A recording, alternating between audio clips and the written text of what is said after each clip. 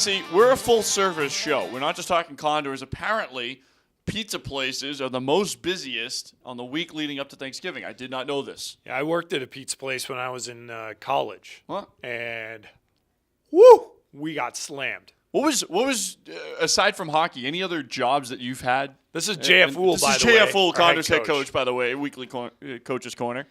Absolutely. When I was young, I worked at McDonald's, and I was Employee of the Month. Wow. Quite a bit. Yeah, of course you were. What station did you operate? Were you working the drive-thru?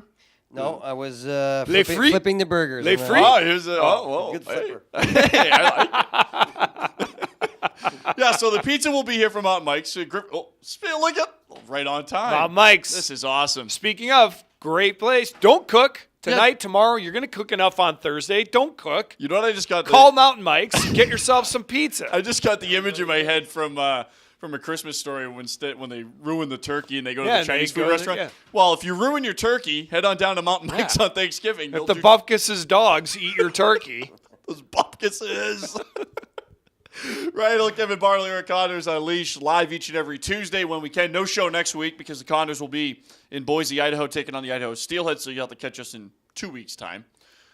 Sorry, we apologize. That means this show will be extra better than shows previously, we hope. You say so.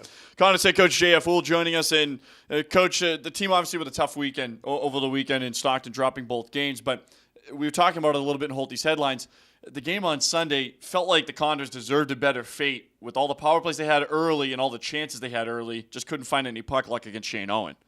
Yeah, I didn't think we played all that well the first two games that we lost, but the last one was it's kind of a little deception. You work that hard and you got nothing to show for it. But the effort is there with these guys, and I applaud that. The guys come in and show up every night, and we wish we could have bought a goal there because we had a lot of chances. But that's how hockey is, and we're just going to keep grinding and try to get a win here. So we've lost 3 in a row now, so we should all be panicking, right? Hit the panic buttons? Yeah, no, panicking. Season's over. No, it's a process. We have a young team. It's not something that, we knew was going to happen. We're going to have weeks like that, with a young team. We're still learning a lot of things, and I think it's normal. It's a normal process, and we'll get back on track. You talk about this young team, and we've seen this team go on hot streaks, win games. What did you see out of the team, maybe morale-wise, after games, going to the rink the next day, after a couple losses? Did you still like their mentality coming to the rink every day? Yeah, it's they're pros. They know how to approach it. You get up the next day and you get back to work and get back to the simple things. That you had success with. So you can't complicate things. You can't dwell on the past either. You got to move forward, and they're all learning that right now, and it makes you for a better team because you learn different. Throughout the 72 games throughout the year, you need to learn through winning and losing.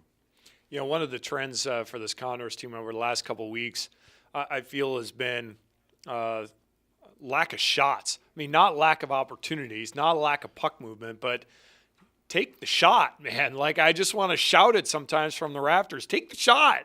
Yeah, no, that's something that we work on, and we speak about it a lot, during our meetings to never pass up a shot and get rebound goals, by going to the net or deflections, or it doesn't need to be pretty. That's the thing we've been telling our players. It doesn't need to be pretty.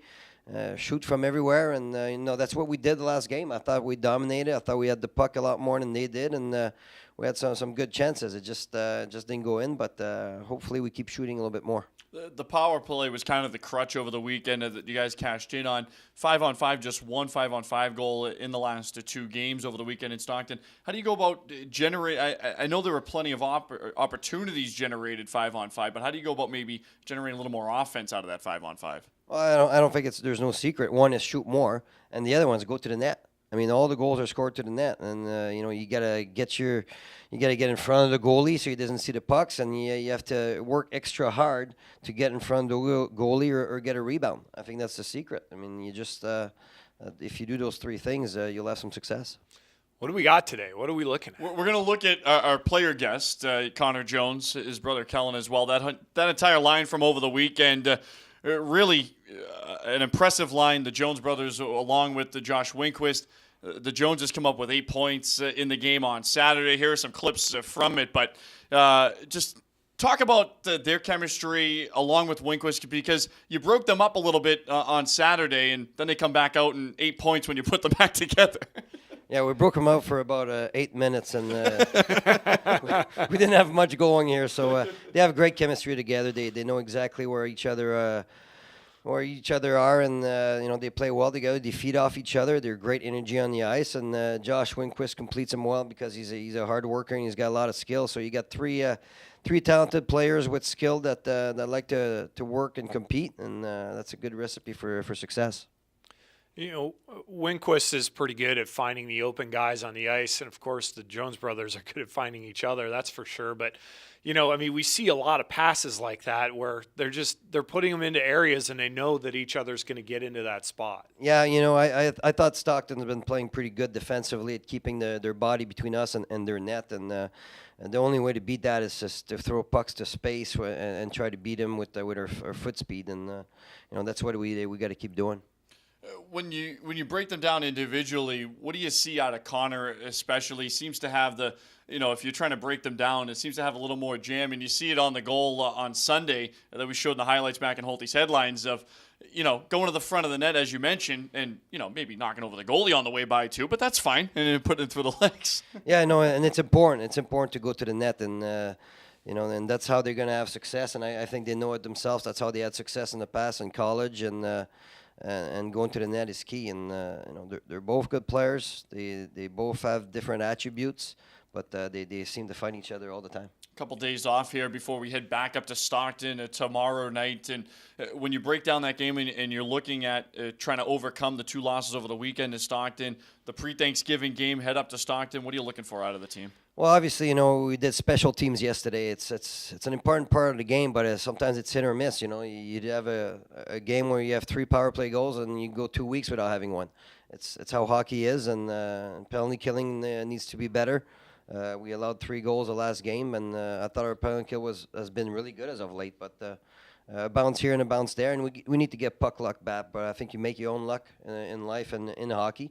So if we work hard, we'll make our own luck, and hopefully we get the bounces going our way tomorrow. A couple of veterans dotting the transactions over the last couple of weeks. Brendan Brooks comes in. Obviously, we see he's got great vision out on the ice. A good skater. Jim McKenzie on his way out in the trade today.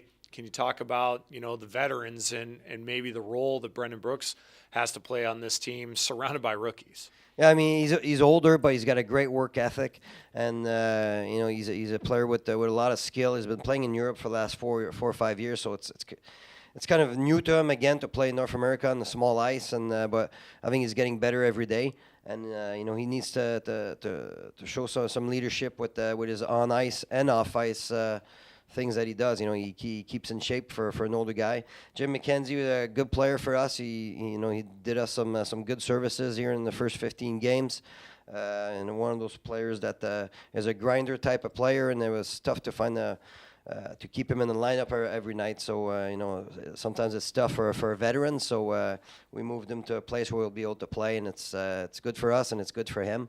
And we wish him best of luck. One of the reasons, though, that you were able to, or maybe that he didn't see as much ice time as maybe he would have liked, or maybe you had anticipated going into the season, is the emergence of those third-line type of players. You look at Nick McNeil over the last couple of weeks. Sebastian Sylvestre certainly brings that skill there, and they've kind of squeezed some guys out there in the last couple of weeks here. Exactly. It's a competitive world out there, and they're all fighting for jobs, and those young players are doing well right now. Like you said, Sylvestre is a player that's we didn't think he'd make the team, and he just showed us that he's got some skill and some speed, and he needs to learn a lot. He's still a rookie, but same with Nick McNeil, a rookie, but they came up big in the last couple of weeks here, and then they're doing well, and we want to develop the players. We want to try to develop the young guys so they get up to the next level.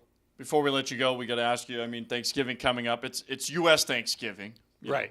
Not to be confused with Canadian Thanksgiving, but your favorite thing about Thanksgiving food-wise? So what is it? The turkey? Is it the stuffing, cranberry? What's going on? I like the turkey. I'm a big turkey fan here. My wife's going to be cooking here for Thanksgiving. We get the turkey, and she does mean potatoes too. We call them sweet potatoes, really, really good, and very excited about that. And so I'm going to eat a lot that day.